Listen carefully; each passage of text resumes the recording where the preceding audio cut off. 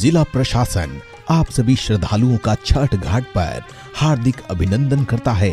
जिला प्रशासन की आप सभी से अपील है कि कृपया छठ पूजा के लिए नाव का प्रयोग नहीं करें।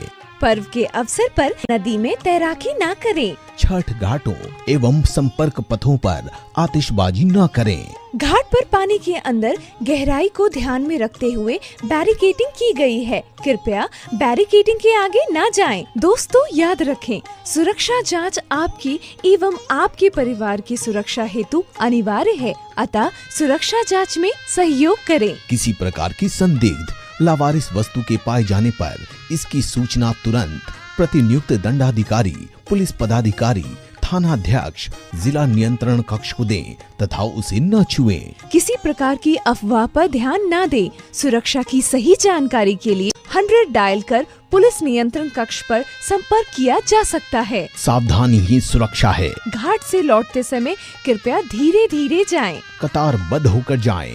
हड़बड़ी बिल्कुल ना करें। बच्चों का हाथ कभी न छोड़ें। जिला प्रशासन की ओर से आप सभी को छठ की हार्दिक शुभकामनाएं।